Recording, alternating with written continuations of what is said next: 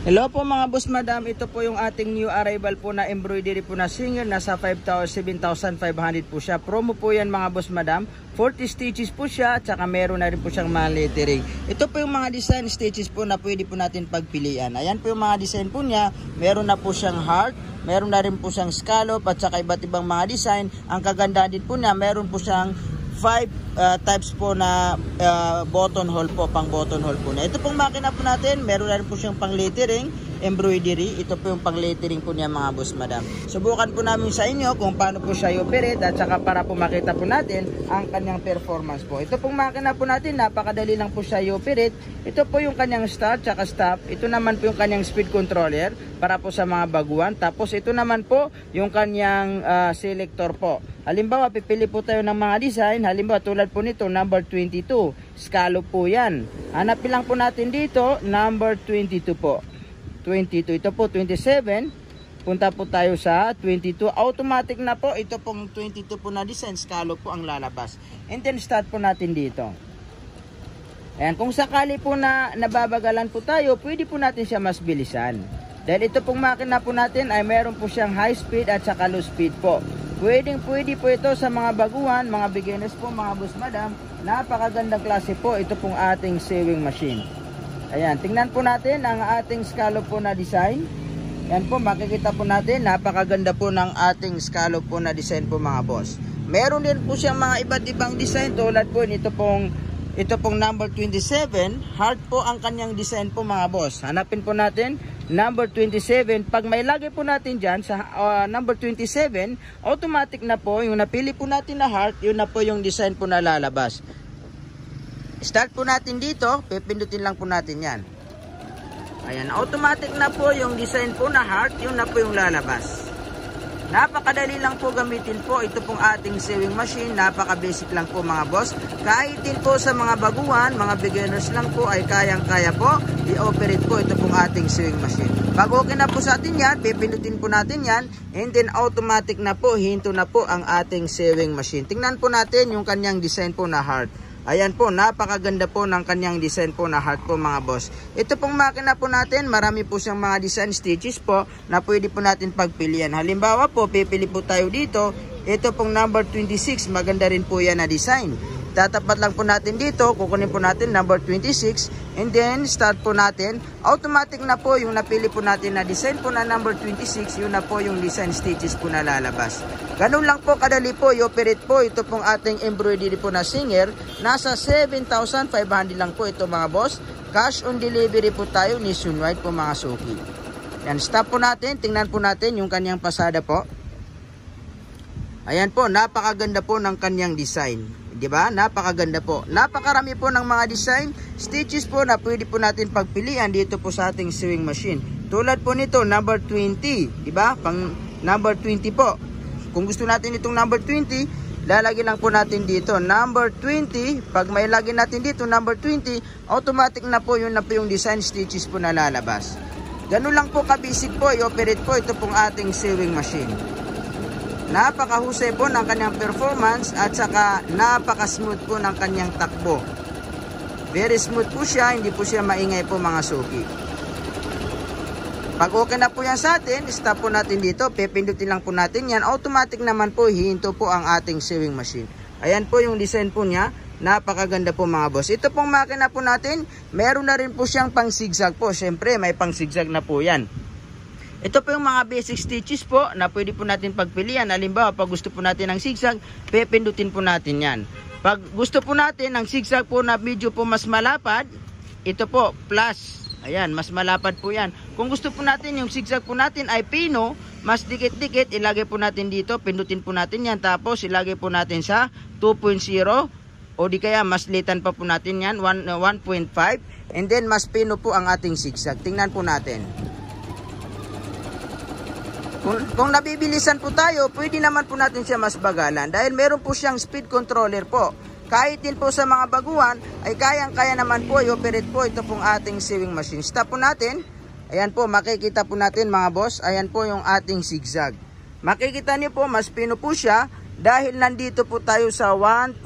Kung gusto natin yan mas madalang, ilagay lang po natin sa high number po. Ayan, 3.0 o di kaya 3.5 o di kaya 4.0. Ibig sabihin, mas madalang na po yung agwat po ng ating tahi. Tingnan po natin. Ayan, ayan po, mas madalang na po siya. Stop po natin para po makita po natin ang kanyang pinagkaiba po mga boss. Ayan po, kanina po, mas pino po siya dahil nandito po tayo sa 1.5. Ngayon po, mas madalang dahil nandito po tayo sa 4.0. Ito pong makina po natin, ang kagandahan din po niya, meron din po siyang pang-aging. Ito po yung kanyang pang-aging po mga boss. Ito po, pang-aging po yan para po yan sa dulo. Pipindutin lang po natin yan, automatic na po, lalabas na po yung pang-aging. Ito po siya, oh, number 9. Ito po, number 9 po siya. Subukan po natin ang kanyang pang-aging. Ayan, yung pang-aging po ay para po yan sa mga dulo po ng damit. Dito po siya mga boss, dito po. Dito po sa dulo po ng damit, tatahian po natin yung aging. Semi-aging po yan mga boss. Then, start po natin. Automatic na po, pang-aging na po yung lalabas po na tahi. Kung nababagalan po tayo dyan, meron naman po siyang speed controller. Bilisan po natin. May high speed po siya at saka meron po siyang low speed. Napakahusay po ito pong ating sewing machine. Pwede po ito sa mga baguhan, mga beginners, of course, pwede po sa inyo. At saka matibay po ito, mahusay po ang kanyang performance. Stop po natin. Tingnan po natin ang ating pang-aging. Ayan po yung aging lock stage po natin. Makikita po natin, napakaganda po. Ito po yung kanyang aging po. Makita niyo po, may lock na rin po siya dito. Ayan, may lock na po yan. Napakahusay po ng ating pang-aging. Ito pong makina po natin, ang kagandahan din po niya, ay meron na rin po siyang 5 klase po na button hole. Ito po yung kanyang button hole po na 5 klase. Pagtatay po kayo sa mga pulo, mga barong, pwede nyo po magamit po ito pong ating sewing machine po para po sa pang button hole. Una po, pagtatay po tayo ng button hole, papalitan po natin ng pata po, yung kanyang pressure foot. Ito po yung gagamitin po natin para po ito sa pang button hole. Paano po natin ito magagamit? Una po, tanggalin po natin itong kanyang pressure foot. Itulak po natin ito para po malaglag po yan kasi diklip lang po yan. Ayan, nalaglag po siya. E din tatanggalin po natin. Okay, paano naman po natin ito ilalagay? Halimbawa, pag tatay po kayo ng button hole, dito nyo lang po ilalagay po yung size po ng inyong pong button hole. Dahil dito po tayo magtatansya po kung gaano po kalaki po yung ating buttones. Dito naman po ang kanyang adjustment po. Kung malaki po ang ating gagawin po na pang button hole, ang ating buttones, dito po natin nilalagay. Yun din po yung laki po na gagawin niya po na button hole. Una po, ilagay po natin dito ang ating pang button hole. Ito po yung tinatawag na button hole attachment po. Siyempre po, bibigyan namin po kayo ng button hole attachment po. Ayan, ilagay po natin yan. Gagawa po tayo ngayon ng button hole. And then, paano po tayo makakagawa? First po, ibaba po natin. Makita niyo po, may sign po siya na arrow. Push down po natin. Ito pong signage po ng button hole. I-push down po natin yan para po makagawa po tayo ng button hole po mga boss. Ayan. Pipili lang po tayo. Halimbawa, ito po ordinary po na button hole. Ito po ang gusto natin. Pindutin po natin yan. Number 14. And then, start po natin. Ito pong makina po natin, ang kagandahan po niya, ay siya na po yung bahala po. Hito naman po yan pag okay na po ang ating gagawin po na button hole. Siya na po yung bahala po mga boss madam. Hayaan lang po natin siya. Kahit sa isang araw po ay 1,000 pieces po na button hole po ang gagawin po natin ay kayang-kaya po dito po sa ating sewing machine. Ayan, tingnan po natin. Ito po yung nagawa po natin na button hole po mga boss madam. Baka ng gunting. Guntingin po muna natin para po makita po natin. Ayan. Ito po yung kanyang button hole po. Ayan po. Ayan. Pilihan po natin sa iba pang button hole po. Dito po number 15. Number 15 ilagay natin dyan. Number 15 po mga boss. Subukan po natin sa ibang tela po para po makita po natin ng maayos ang ating button hole po. Subukan po natin sa number 15 po mga boss. Then, start po natin dito. Automatic na po siya na po yung bahala po gumawa po ng pang button hole. Ganun po kaganda po ito pong ating sewing machine po. Automatic na po siya. Siya na po yung bahala po gumawa po ng pang botones. Napakahusay po ng kanyang performance. Pagtapos na po, hinto naman po ito pong ating sewing machine. Ginagamit po ito pong pang button hole po para po sa mga pulo, mga barong. Ayan, kahit 1,000 po sa isang araw, pwedeng pwede, wag lang po kayo tatamarin. Ayan po, di ba? Tapos bubutasan lang po natin yan. Ito po yung tinatawag po na automatic button hole. Subukan po natin sa ibang klase po na button hole. Tulad po nito, ito pong letter D. Letter D po, number 17. Itatype lang po natin dyan. Automatic na po, number 17 na po na klase na button hole. Yun na po ang kanyang gagawin. Ayan. Kahit po nakaupo lang po kayo sa bahay, nagkakapi-kapi po kayo, o di kaya umiinom kayo ng soft drinks, tapos gusto niyo po mag-button hole, wala pong problema. Dahil ito pong makina po natin, automatic button hole na po yan. Kusa na po siyang hihinto pagtapos na po ang ating ginawa po na pang button hole. Napakahusay po ng ating sewing machine po mga boss. Napakahusay po ng kanyang performance. Sa may gusto po mag-order po sa inyo, cash on delivery po tayo mga suki. Nationwide po. Ayan. Pag okay na po yan, and then bubutasan lang po natin to. Ito po yung pangbutas po. Ayan. Bubutasan po natin yan.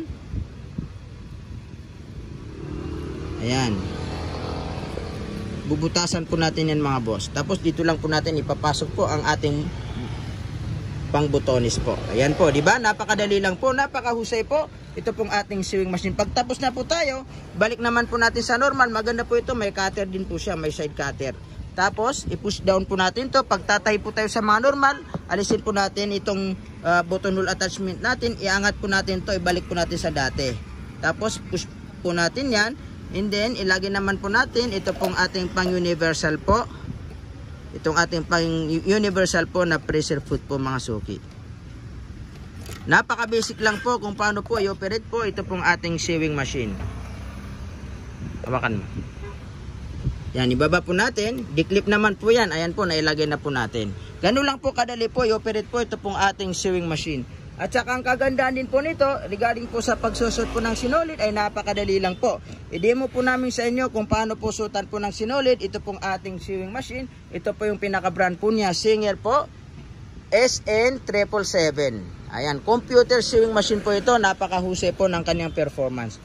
Sa paglalagay naman po ng sinulid ay napaka-basic lang po. Halimbawa, pag maliit lang po yung ating sinulid, tulad po nito, dito po natin siya ilalagay. Pag malaki naman po yung ating sinulid, ilalapag po natin sa sahig ang malaking sinulid, tapos dito po natin siya idadaan papunta na po sa mga suotan po ng sinulid.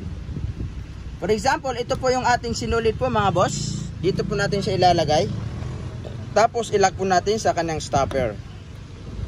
Number 1, dito po natin siya idadaan. Yan. Tapos number 2, dadaan po natin dito. And then number 3, makikita nyo naman po, ayan po yung mga arrow. Ganun lang po kadali po kung paano po siya suotan ng sinulid. Number 4, pagdating natin dito, mag-U-turn po tayo pataas. Number 5, dito po naman po sa may tikap. Minsan po kasi nakalubog po yan, ilubog po natin siya. Pag nakalubog po yan, paano natin na niyangat, ikutin po natin ito.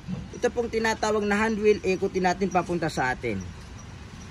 Ayan, tapos pag maikot natin, lumabas yung take up, idaan po natin dito, U-turn naman po, number 5. Diba? Napakadali lang po kung paano po suotan ng sinulid. Number 6, dito naman po siya. Idaan po natin dyan. Tapos dito po sa may needle bar, idaan po natin dyan. Yung pagsusot naman po ng sinulid, dito po sa ating sewing machine, ang posisyon po ng thread ay paharap po siya. Ayan, ipapasok po natin dyan. Dyan po sa may butas ng karayom. Diba? Ang kagandahan po ito pong ating makina, mayroon po siyang magic thread kung tawagin. Automatic threader na po yan. Halimbawa, malabo po nga ang ating mata, hindi natin may pasok ng maayos, may automatic threader po yan. Una po, ito po, isabit po natin ito. Dito po, isabit natin dyan. Tapos, ibaba natin ito. Pagbaba natin dyan, nakaganyan po siya. Ikakalawit po natin yan doon po sa may needle. Mararamdaman po natin, mayroon pong maliit na pin. Nakasabit po doon po sa may butas ng karayom. Pag bito ko po sa left hand ko, automatic na po, papasok na po yung thread. Ayun po, makita po natin, ayun po yung thread po. Pumasok na po siya. Diba? Makita po natin, pumasok na po ang thread po doon po sa may butas na karayom. Ulitin po natin. Una po, ibaba po natin to ng konti. Tapos isabit po natin yan. Isabit po natin yan. Tapos isagad po natin. Ibaba po natin ang sagad. Ganyan po ang posisyon. Tapos idaan po natin doon. May malit po na pinakasabit po dyan. Doon po mismo sa may butas po ng needle. Tapos automatic papasok na po yung thread po natin sa may butas ng karayom. Ayun po, pumasok na po siya. Diba? Ganun lang po kung paano po suotan po ng sinulid. Napaka-basic lang po at saka napakaganda po. Ito pong makina natin dahil meron po siyang automatic threader. Dito naman po, paano po natin yan tatanggalin? I-push po natin to papunta po sa right side. Matatanggal naman po yan. Ayan. Pag naubusan po kayo dito ng sinulid, dito po sa tinatawag na bobbin winder, paano po tayo magre-refill? Dito po natin ilalagay. Lagyan natin dyan yung empty natin na bobbin winder, tapos i-ball po natin yung i-refill natin na sinulid, tulak po natin siya pa kanan, tapos start po natin dito. Automatic magre-refill na po yan. Tandaan po natin, pag magtatay po tayo, ito po ay always po nasa left side dapat. Pag okay na po yan, i-off po natin, push po natin papunta po sa left side, tapos hugutin po natin. Okay? Tapos yung paglalagay naman po dito ay napaka-basic lang po. Dahil meron naman po siyang guide, ayan po yung kanyang guide. Kahit baliktaran po ito, okay lang po. Ang importante, may pasok po natin dito po sa may kanal po, sa may hiwa po dyan. Ayan, ilagay po natin ito. Tapos i-hold natin to. Tapos idaan po natin dyan. Okay, ayan po. Pag hilain po natin, napaka-smooth po. Ayan, napaka-smooth po. And then bago po tayo tumahi, ito pong thread po sa may ilalim, makita niyo po, di ba? Ito po yung thread sa ilalim. Kailangan po hilain po natin yan. Kunin po natin yan bago po tayo tatahi. I-hold natin ito ng left hand, tapos ikutin natin ito ng 2 beses papunta sa atin. 1, 2. And then makikita niyo po, automatic po, mapipick up na po ito pong sinulid po sa may ilalim. Ayan, na-pick up na po natin, di ba? Once na ma-pick up nyo po ang sinulid sa may ilalim, ipasok nyo po ang 2 sinulid po dito po sa may gitna po ng pressure foot. Tapos, i-close na po natin. Ayan, and then, pwede na po tayong manahi po mga boss madam. Pwede na po tayong manahi. Ayan, subukan po natin para po makita nyo. Kung gusto natin ng zigzag, pindutin po natin yan. Start po natin. Automatic po, zigzag na po yung lalabas. Ito pong makina po natin, ang kagandaan po niya ay meron po siyang tinatawag po na manual embroidery po mga boss. Halimbawa, mag-lettering po tayo ng pangalan. Lalagay po natin yan sa zigzag. Litan po natin ang ating zigzag po. Litan po natin. Tapos ilagay po natin yan sa 0.3 para makita niyo po. Ayan, mag-manual embroidery po tayo Subukan po natin mag-lettering po ng love para po makita niyo po. Ito pong makina po natin ay pwede po kayo dito magborda po ng mga pangalan. Ganun po kaganda po ito pong ating sewing machine po na embroidery po na Singer. Kahit din po sa mga baguhan, mga beginners po ay kayang-kaya po ito i-operate. Mas maganda po pag meron po kayong pattern po, guide po na susundan.